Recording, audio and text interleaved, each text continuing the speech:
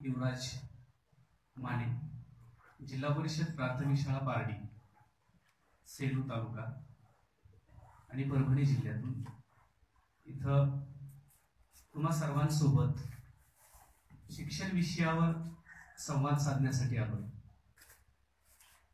मुळात अक्षरमानवच्या तेजगडच्या संमेलनामध्ये गेलो होतो, तेव्हापासूनच अक्षरमानवच्या संदर्भात जेही काही कार्यक्रम होत गेले त्याचं कुतूहल आणि आकर्षण सतत राहिलेलं आहे।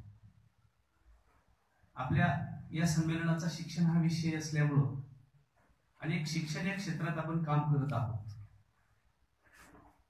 याची जाण ठेवून आणि सातत्यानं एक विचार डोक्यात ठेवून काम करतोय।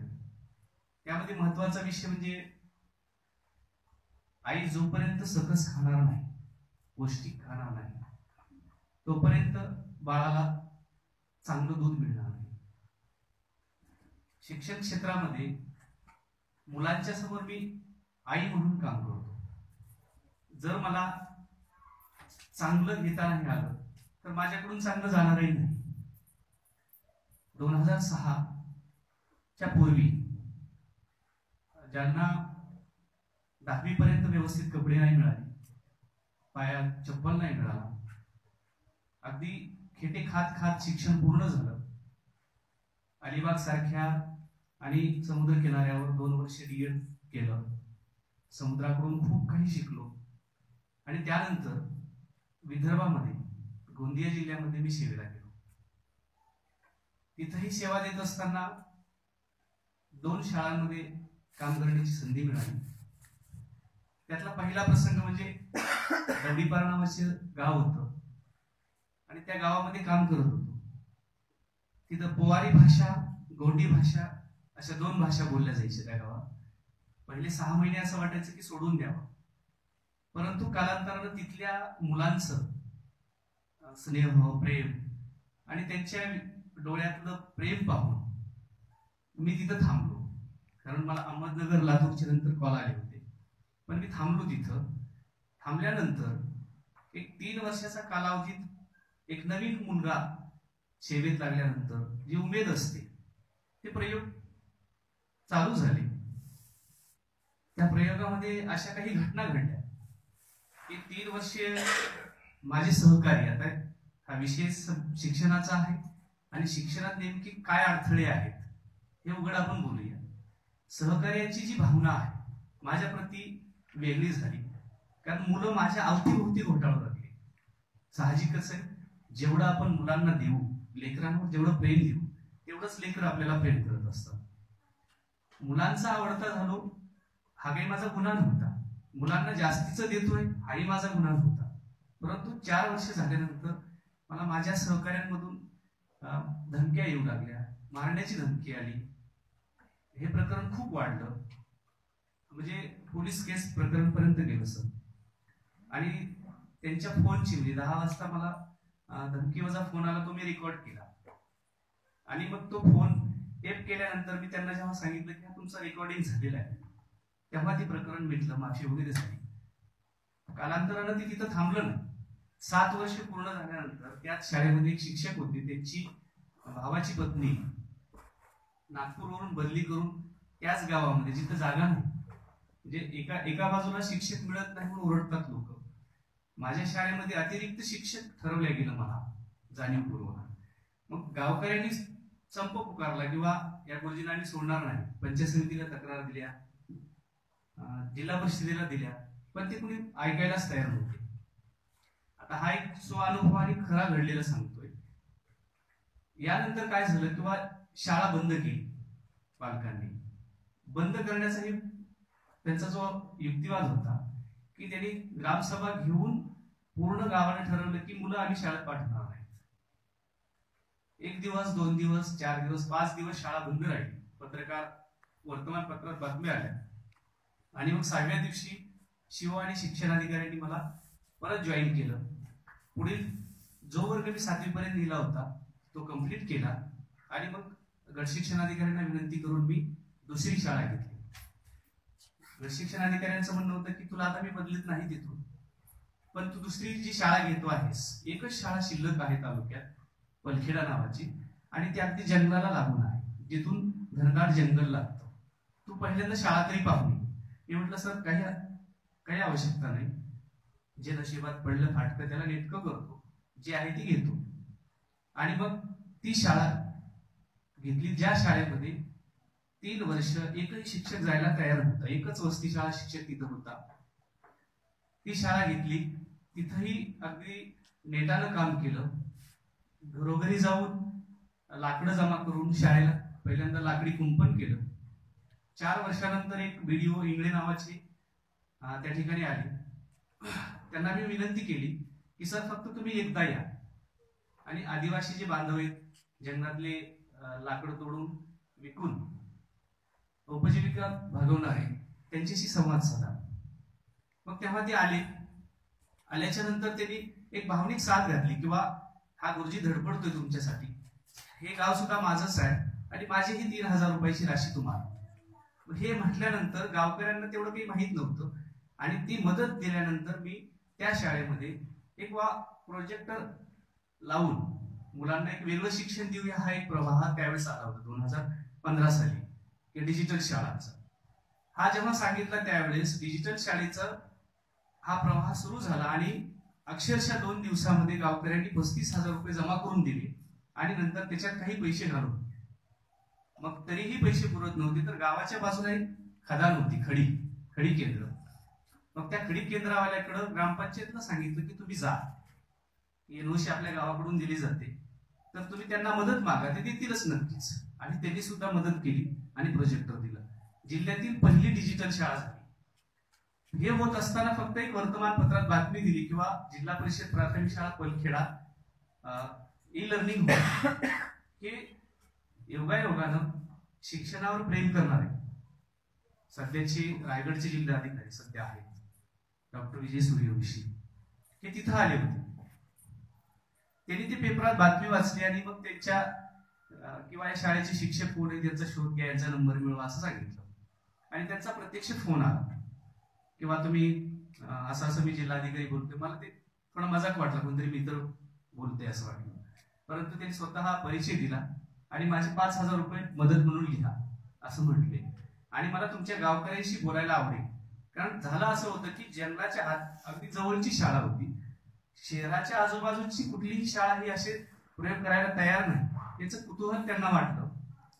आणि मग सरांच्याच हस्ते डिजिटल शाळेचं उद्घाटन केलं आणि जिल्ह्यातील पहिली डिजिटल शाळा झाली. हे करत असताना फक्त डिजिटलवर नाही थांबलो, लोक आणि गावकरी कशा पद्धतीने जमा होतील, मुळात एक शिक्षक म्हणून नाहीतर एक लोक शिक्षक म्हणून मी काम केलं. गावातील प्रत्येक व्यक्तीच्या घरी कुठलाही कार्यक्रम असेल, सुख असेल, दुःख असेल, त्यांच्याशी संमेलित झालो आणि तिथं वेगवेगळे प्रयोगही करता आले. जंगला जवळ असल्यामुळे मुलं शाळेत टिकायची नाही, मग ती शाळेत रमण्यासाठी वेगवेगळे प्रयोग झाले. पहिल्या शाळेत झाले, कालांतरानं माझी बदली आता परभणीत झाली. पण हे सगळं करत असताना काही गोष्टी मला उमजू लागल्या. एक शिक्षक म्हणून मी शिकवत नव्हतो, तर मी सुद्धा शिकत होतो. मला खऱ्या अर्थानं मुलांनी शिकवलं आणि माझ्या मुलांनीच मला श्रीमंत केलं. जे काही बोलतोय, जे काही लिहितोय ते लेकरांकडूनच आलेलं आहे. जेव्हा मी इथं आलो, इथली समस्या त्याच्याही पेक्षा बिकट होती. मला उलट विदर्भातली लोक संस्कृती फार आवडली. पण इथं आल्यानंतर इथं वेगळीच, इथं तर सहकार्यांमधलाच जो काही भाग होता त्याचा एकच रट्टा होता, हे बंजारा समाज आहे, हे तांड्यावरले लोक सुधरत नसतील, इथं काही करायचं नसते. हा एक 6 महिने प्रवाह पाहिला. 6 महिन्याच्या कालावधीमध्ये एक चित्र पाहिलं मी, जे की गोंदियामध्ये आम्ही मुलांना मध्यान्ह भोजनाच्या वेळेस, जेवणाच्या सुट्टीच्या वेळेस व्यवस्थित बसायचो रांगेमध्ये आणि बसून जेवायचं. शासनाचा जो काही भोजनाचा कार्यक्रम आहे दुपारचा, त्याचा हेतूच वेगळा आणि मुलं उभा राहून जेवायची, असे कैद्यासारखे ताट घेऊन हे करायचे. एकदा तर एक मोठं असं पातेलं त्याच्यामध्येच बसून पोरं खायले इथं. मला ते फार वाईट वाटलं. मग त्याचा एक फोटो काढला मी सर आणि गावचे सरपंच ज्ञानेश्वर राठोड यांना माझ्या घरी बोलवलं आणि त्यांना सांगितलं की बाबा गोंदियात मी अशा पद्धतीचं काम केलंय, मला काही हे आवडणं झालंय, मीही तुमच्या गावात जास्तीत जास्त 5 वर्ष राहील आणि तुम्ही गावचे सरपंच आहेत 5 वर्ष. तुम्ही गाव वेगळ्या पद्धतीनं काम करा, मी शाळेचं काम करतो. आमच्या दोघांची डील झाली सर. आणि खरंच त्यांनी सुद्धा ऐकलं आणि दोन्ही बाजूनं काम सुरू झालं आणि हळूहळू शाळेत बदल झाला. हे करत असताना मुलं टिकायचीच नाही. भात खाल्ला की दुपारून काय. मग याचा एक शोध घेतला मी सर की आनंदाचं झाड हे कसं तयार झालं याविषयी. हा काही प्रोजेक्ट फार मोठा वेगळा आहे अशातला भाग नाही. तुमच्यात माझ्यात प्रत्येकाच्या आतमध्ये एक झाड आहे, आनंदाचं झाड आहे. त्याला शोधलं आणि त्याला प्रेषित केलं तर सर्वत्र आनंद मिळेल. आमच्याकडे येणारं पहिलीतलं मूल एक आनंदाचं झाडच आहे. मग आनंदाचं झाड का म्हणतो मी त्यांना की ते मूल जेव्हा समाजात जाईल, आमच्याकडून जाईल, आमच्या 7 वर्षी सोबत राहणार आहे, त्याच्यातल्या प्रत्येक आनंदाची ज्या काही गोष्टी आहेत त्या शोधूया आणि सतत त्याला आनंद देऊया, जेणेकरून जेव्हा ते समाजात जाईल तेव्हा तो आनंदच देईल. आनंदरूपी सावली देईल, फळ देईल आणि आनंदाचं बीजांकुरण करेल. मग हे करण्यासाठी सुद्धा आपल्याला स्वतःला झिजावं लागेल. यासाठी काही उपक्रम मी सुरुवातीपासून घेतो. त्यातला एक फार महत्वाचा उपक्रम 2016 पासून आजही चालू आहे. दुपारी जेवणाच्या सुट्टीनंतर मुलं जेवण करून जसं आपण हॉलमध्ये बसलोय तसं मी बसतो. सगळे विद्यार्थी असे बसलेले असतात. सुरुवातीला मी पुस्तक द्यायचा प्रयत्न केला वाचनासाठी, पण मुलं एक 10 ते 15 मिनिटं पुस्तक वाचतात. त्यानंतर मग सुरू होती चुळबुळ. मग त्याच्यावर दुसरा प्रयोग सुरू झाला की मी स्वतः पुस्तक वाचून दाखवायचं. मी जेव्हा पुस्तक वाचतोय त्यावेळेस पुस्तकात काही असे विषय येतात की ते मुलांच्या परिसरातले असतात. बालपणात पुस्तकातली माणसं पाहायला मिळणं हे भाग्य होय. राजन खान सरांचा तोंड्याचा मांडा नावाची कथा वाचली आणि सरांशी फोन लावला. पण एक योग असा होता की सरांचं नेमकंच ऑपरेशन झालेलं होतं. पण नंतर दुसऱ्यांदा फोन लावला त्यावेळेस सरांनी बोलले. विद्यार्थ्यांशी आमचा संवाद झाला. प्रवीण दवणे यांची कथा वाचली, विश्वासाचाच परिस्पर्श म्हणून, आणि त्याच्यात असं लिहिलं होतं किंवा आपल्याला ज्याला ज्ञान दिलंय, प्रेरणा दिली, आनंद दिली, त्याच्याविषयी कृतज्ञता बाळगली पाहिजे. डॉक्टर आहा साळुंके सरांनी सांगितलं की कृतज्ञता हा अमूल्य असा संस्कार आहे आणि तो बालपणापासूनच रुजवला पाहिजे. मग आम्ही ठरवलं, पत्रमैत्री म्हणून हा उपक्रम सुरू केला.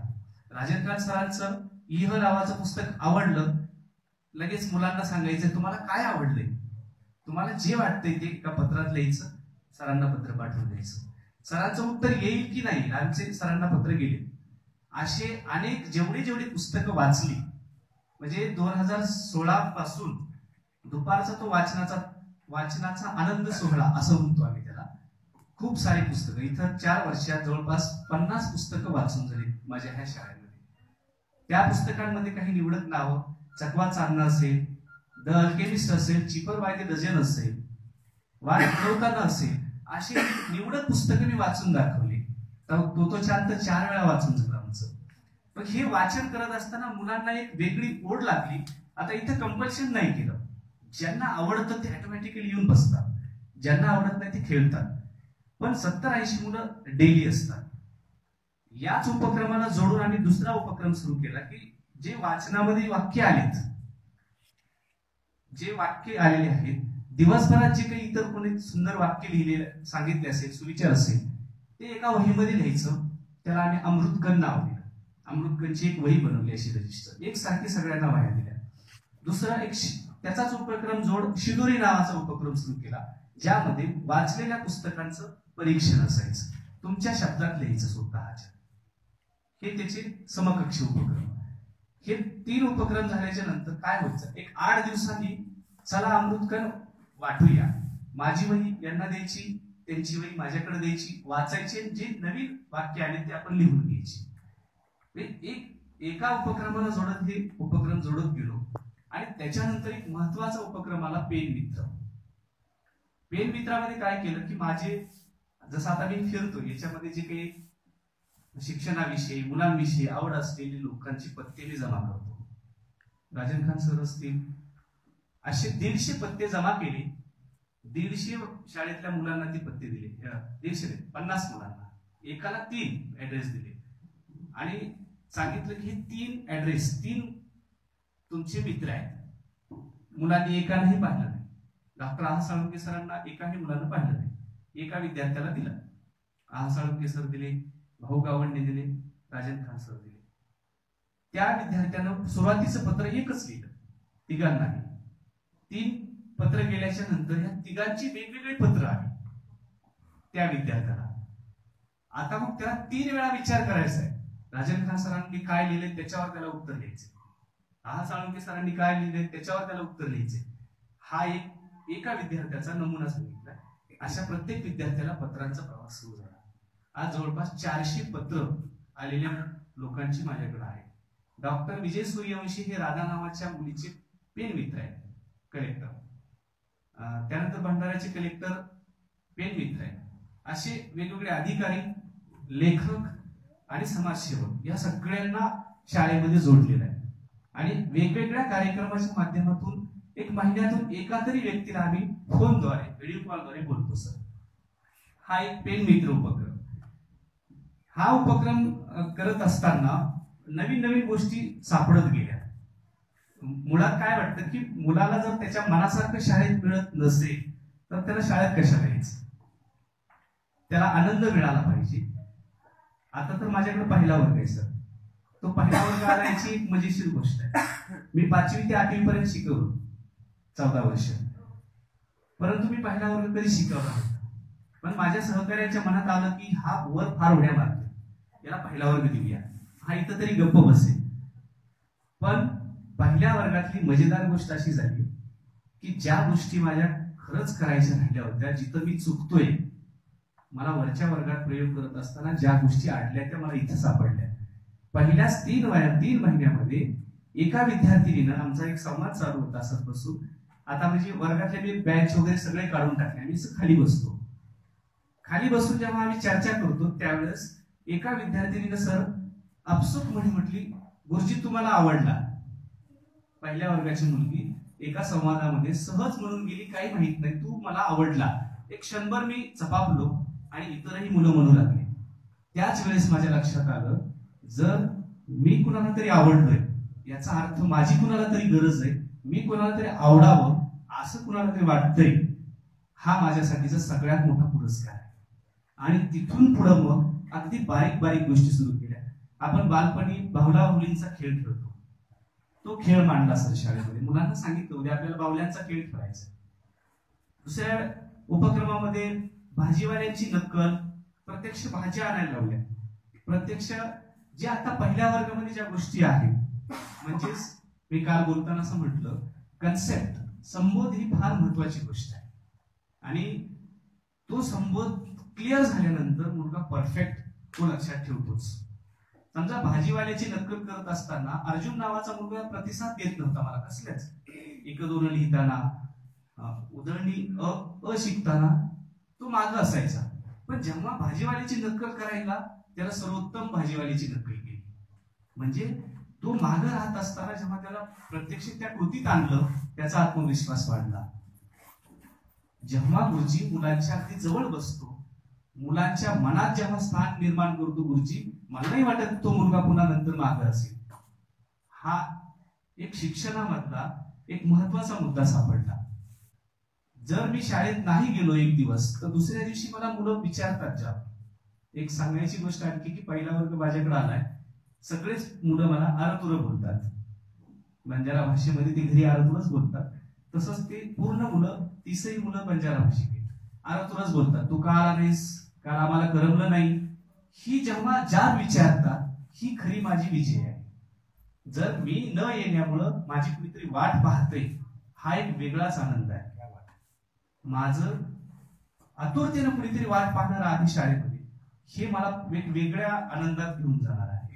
शेतकरी शेतात गेल्यानंतर जसा आपला सदरा काढून एका झाडाला अटकवतो आणि कामाला सुरुवात करतो, जेव्हापासून मागील या 4 वर्षांनी इथं आलोय तेव्हापासून शाळेचा दिवस कधी संपतोय हेच कळत नाही. आम्हाला दिवस कमी पडतोय. रार बोराडे सरांच्या कथा संग्रहाचं परीक्षण माझ्या शाळेतील राधा नावाच्या मुलीनं केलं आणि ते प्रकाशित झालं. आबा महाजन यांच्या 5 कविता मराठीच्या, त्याचं एक मजेशीर आहे. जेव्हा मी कविता वाचून दाखवत होतो, ती कविता वाचून दाखवत असताना मी मराठीत बोललं की खाली ती बंजारा ट्रान्सलेट करायच्या मुली 7व्या वर्गाच्या. मग एक मी सहज मजेदार म्हणून मी मुलांना कागद देऊन टाकले की ही कविता, हे पुस्तक तुम्ही 4 जणांनी तुमच्या भाषेत लिहायचं. आम्ही ते सगळं तपासलं. मुलांनी इतके सुंदर सुंदर चित्र, नक्षीकाम केलं. मग आमचा तो ठरलेला आहे, ज्यानं आनंद दिला, ज्यानं प्रेम दिलं, त्याच्याविषयी कृतज्ञता बाळगूया. ते सगळं पार्सल आम्ही आबा महाजनांना पाठवलं. त्यांना इतका आनंद झाला की त्यांनी दिलीपराज प्रकाशनाकडे, त्या संपादकाकडे दिलं. त्यांनाही ते आवडलं आणि त्यांचं एक पत्र आलं आमच्या शाळेच्या नावानं की आम्ही हे प्रकाशित करूयात का, तुमची अनुमती असेल तर. एक आम्ही सहज केलेला प्रयोग, आनंद देरो नावाने त्या 5 कवितांचं बंजारा भाषेत तेच केलेलं ट्रान्सलेट आता 1 महिन्यामध्ये ते प्रकाशित होत आहे. हे त्या मुलांचा आनंद आहे. त्या मुलांनी एक प्रसंग सांगतो. 2010 साली माझ्या पाठीचं दुखणं सुरू झालं होतं आणि डॉक्टरच्या चुकीच्या औषध गोळ्यांमुळं माझ्या किडनीवर सूज आली आणि अगदी मी बेशुद्ध अवस्थेत गेलो, म्हणजे त्या गोळ्यांमुळं. परंतु त्या घरून जेव्हा डॉक्टर हॉस्पिटलमध्ये नेत होते, मला असं वाटत होतं की माझा शेवट होतोय. परंतु त्यावेळेस मी दवाखान्यात हॉस्पिटलपर्यंत जाईपर्यंत माझ्या डोक्यात एकच विचार होता की आरती, गुलशन, करण ह्या लेकरांसाठी आणखी करायचं राहिले भरपूर काही. मला त्यांना हे सांगायचं होतं, मला ते सांगायचं होतं. हा एक विचार प्रवाह आला मला त्या काळामध्ये. म्हणून मला नेहमी वाटतं की हे पुढचं मी आयुष्य मला त्या लेकरांमुळेच मिळालं. तो विचार सतत राहिला आणि ती इच्छाशक्ती कायम राहिली माझ्यात. मग तो एक भाग पकडून की यानंतर मुलांसाठीच आपण केलं पाहिजे. दुसरी गोष्ट, किंवा गावकऱ्यांचा विश्वास संपादन करणं हा फार महत्वाचा भाग आहे. जेव्हा तुम्ही आदिवासी भागांमध्ये मी पाहिलं, जेव्हा आदिवासी लोकांचा विश्वास तुम्ही संपादन करता तेव्हा ती स्वतःचा जीव ओवाळून टाकतात शिक्षकावर. हा मी स्वतः अनुभवलेला भाग आहे. दवळीपार मधून जेव्हा मी बदलून जात होतो त्यावेळेस गेट लावून मुलांनी मला अडवत होते, अशी पूर्ण शाळा रडत होती. म्हणजे माझ्यासाठी कुणीतरी अश्रू ढाळते, हा एक फार मोठा भाग मी तिथून शिकलो. आदिवासी शाळेतून जेव्हा मी पलखेड्यातून निघालो तिथंही गावकऱ्यांनी माझ्यासाठी अश्रू ढाळले. मग हे प्रेमाची जी नात्यांची वीण आहे ती मला फार सुंदर गुप्ता आली. त्याच्यासाठी काहीतरी करावं लागलं. आणि हा भाग जेव्हा मी इथं आल्यानंतर मुलांचे बघा, मुलंच कशी प्रेरणा बनतात आणि मुलंच कशी ऊर्जा बनतात. याचं कारण म्हणजे रोज बॅग मध्ये माझ्या डोक्यात ठरलेलं असते की आज काय द्यायचे, उद्या काय द्यायचे मुलांना. आणि हे करत असताना सहकार्याच्या भूमिका कशा येतात, मदतही करायची नाही आणि अडवायचंही नाही. सुरुवातीला अडवणूक झाली, त्यांनी ओळखलं की हा आता थांबत नाही, म्हणून आता मदत नाही करायची आणि विरोधही नाही करायची. तू आहेस, तू पागल आहेस, तू वेडा आहेस, तुझी तू बघ काय करायचे ते. सर, एक प्रसंग आणखी सांगायचा होता मला की मुलांना एक दाखवून द्यायचं होतं की शिक्षण काय करू शकतं, की शिक्षणानं काय जादू होते. म्हणून मी एक सहल काढली. त्या सहलीमध्ये काय होतं की मुलांनी असं ठरवलं होतं की मी नेहमी माझ्या एका गुरुजीचं नाव घ्यायचं शिकवताना. माझ्या आयुष्यामध्ये 8व्या आणि 9व्या वर्गामध्ये एक असा गुरुजी येऊन गेला सर, ज्या गुरुजीचा दिवस 4 वाजता सुरू व्हायचा. सकाळी 4 वाजता सुरू व्हायचा आणि संध्याकाळी 10 वाजता आमच्यापासून ते दूर व्हायचे. 4 वाजता सकाळी पूर्ण गावातल्या मुलांना उठवायचे, 5 किलोमीटर रनिंगला न्यायचे, 6 वाजता वापस, 6 ते 8 अभ्यासिका असायची, 8ला घरी, 10ला पुन्हा शाळा, 10 ते 4 शाळा, 4 ते 6 सुट्टी, पुन्हा 6 ते 9 अभ्यासिका. असा एक 2 वर्ष ते गुरुजी आम्हाला लाभले. त्या काळामध्ये जेवढ्या गुरुजींना त्यांचा सहवास लाभला तेवढे मुलं यशस्वी झाले.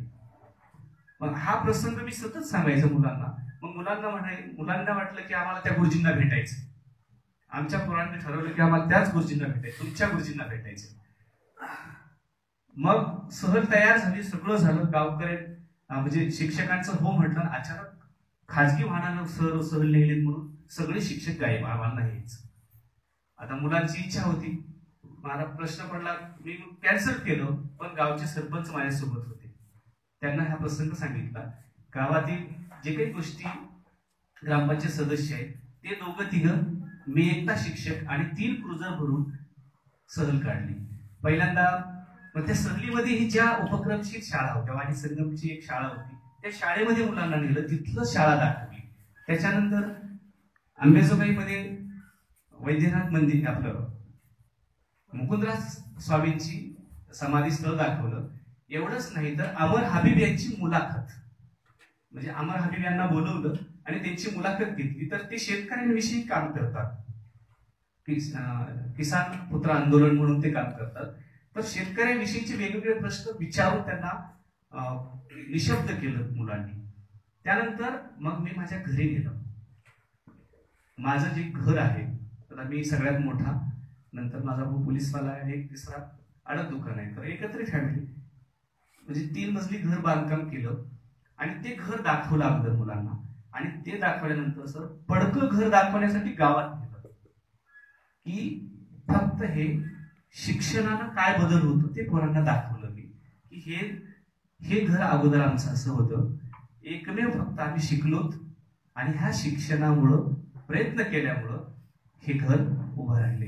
ही एक ओरिजिनल अनुभूती त्या मुलांना दिली आणि ते स्वप्न त्यांच्या डोक्यात राहिले, की अरे असंही होऊ शकते. आणि पवार नावाच्या गुरुजींना आम्ही भेटायला गेलो. अंबेजोगाईचे कराड इंग्लिश स्कूलला ते प्राचार्य आहेत सध्या. त्यांना भेटायला गेलो तर त्यांनी माझ्या बालपणातले इतके प्रसंग विचारले त्या गुरुजींना, आणि त्या गुरुजींना इतका आनंद झाला. आणि त्यांना तोपर्यंत लक्षात नव्हतं की माझा शिकवलेला मुलगा, की आपल्या मुलांना मला भेटायला आणतोय, हा एक त्यांचा जो आनंद आहे, एक गुरुदक्षिणा देता आली, हा एक भाग त्यातला. आणि ह्या सगळ्या गोष्टी करत असताना असे काही प्रसंग आले सर, की मुलांनी खूप श्रीमंत बनवून दिलं. भाऊ गावंडे नावाच्या महाराष्ट्र राज्याचे प्रकल्प संचालक माझे, हे स्वतः प्रत्यक्ष मुलांशी जेव्हा संवाद साधला आता वाचन प्रेरणा दिना दिवशी, यासोबत गाव कसं उभा करायचं याचं एक उदाहरण देतो, की खेड्यातल्या महिला आम्हाला साथ देत नव्हत्या कामाच्या व्यापातून. म्हणून काय केलं, DYSP मॅडमला आम्ही गावामध्ये बोलवलं. रात्रीचा कार्यक्रम होता, 3 तासाचा वेळ. जेव्हा आम्ही त्यांना निमंत्रण द्यायला मी सरपंच गेलो, तर सरपंच जेव्हा त्यांना बोलले की मॅडम असा असा कार्यक्रम आहे, पहिल्यांदा त्यांनी त्यांचं स्वागत केलं, की पहिल्यांदा असा एक सरपंच येतोय की बिना तक्रार, नाही तर आमच्याकडे सगळे तक्रारच घेऊन येतात गावची. त्यांचं स्वागत केलं आणि त्यांना फक्त एक अट टाकली की मॅडम युनिफॉर्म मध्ये यायचं, फक्त ड्रेसमध्ये यायचं. तुम्ही तुमच्या ड्रेसमध्ये आलात की आम्ही जिंकलो.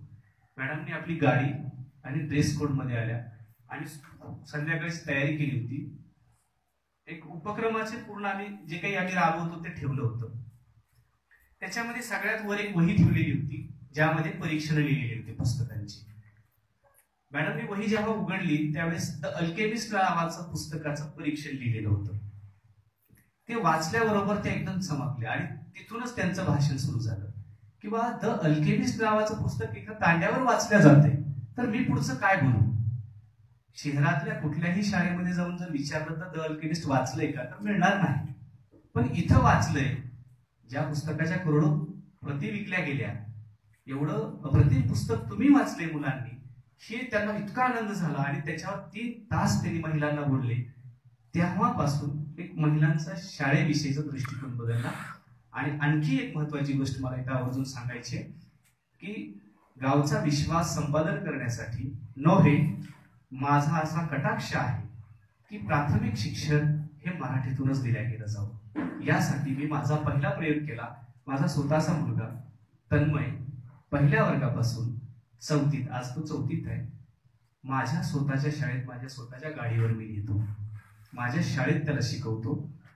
हा जेव्हा गावकऱ्यांना लक्षात आले की गुरुजी आपला मुलगा शाळेत आणतोय, आता मला हा फक्त तो इव्हेंट नव्हता बनवायचा, परंतु मला माझा एक विश्वास आहे की प्राथमिक एज्युकेशन हे मराठीतून जर दिलं तर ते सर्वोत्तम ठरतं. पुढचा सेमी आणि CBSEचा जो भाग आहे, याचं पडसाद कशी उमटली. माझ्या पत्नीला याचा त्रास झाला की शेजारच्या बाया ह्या जिल्हा परिषदच्या शाळेत घातले, आमचे पोरं बघा CBSEला आहेत. मी फक्त सांगितलं की आपण थांबूयात, एक 5व्या वर्गापर्यंत वाट पाहूयात. जेव्हा आपला मुलगा आणि त्यांचा CBSEचा मुलगा 5वीत समोरासमोर आपण बघूया काय फरक आहे.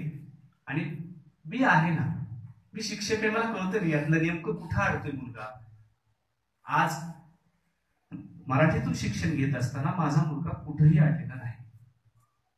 दुसरी गोष्ट, वाचनाच्या संदर्भात स्वतःचं माझं 1800 पुस्तकांचं स्वतःचं, श्रीमंत कसं झालं, मुलांनी मला श्रीमंत कसं बनवलं, हे पुस्तकाचं वेळ लागलं मला. याचं एक उदाहरण द्यायचं राहिलं. 2005 साली मी जेव्हा चांदण्यात भिजायचं राहून जाऊ नये नावाचं पुस्तक वाचलं डॉक्टर साळुंखे सरांचं, आणि तेव्हा मी विचार केला की खरंच आपल्या आयुष्यातली 25 वर्ष गेली. आता इथून पुढचे 25 वर्ष जी काही आयुष्य आहे आपलं, यानंतर आपण तर चांदण्यात भिजायचंच, पण आपल्या आयुष्यात जेवढे लोक येतील तेवढ्या सगळ्यांना भिजवल्याशिवाय राहायचं नाही. आणि तिथून वाचनाचा जो काही भाग सुरू झाला तो आजतागायत सुरू आहे. मी वाचतो, माझ्या मुलांना वाचायला होतो आणि इतरही आजूबाजूच्या शेजाऱ्यांना वाचायला होतो. एक महत्वाचा उपक्रम आपण सर्वजण राबवू शकतो तो सांगतो. माझ्या मुलाच्या वाढदिवसा दिवशी 2 गोष्टी केल्या मी. 4थ्या वर्गामध्ये आनंदाचं झाड नावाचा एक पाठ आहे, लीला शिंदे यांनी लिहिलेला. 4थ्या वर्गात माझा मुलगा शिकतो.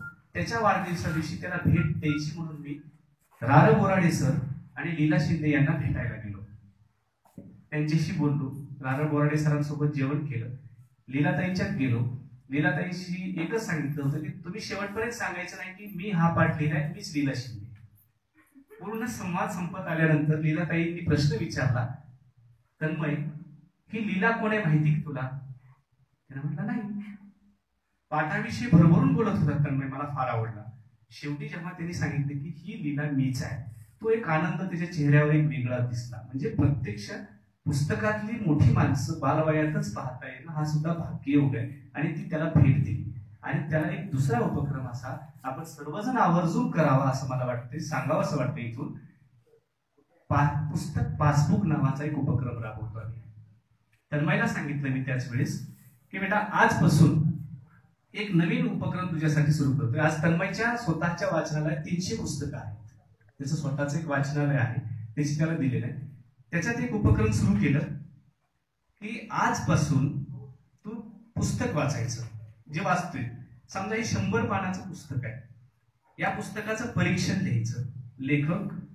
लेखकाचं नाव, पुस्तकाचं नाव, किंमत, प्रकाशन आणि याची पानं किती आहेत, पेज किती आहेत ते लिहायचं आणि त्याची फाईल बनवायची. 100 पानाचं पुस्तक तुझं वाचून झालं की तुझे 100 रुपये तयार. म्हणजे एका पानाला मी तुला 1 रुपया देणार, पण ते पैसे मी आता नाही देणार, 10व्या वर्गात गेल्यास देणार.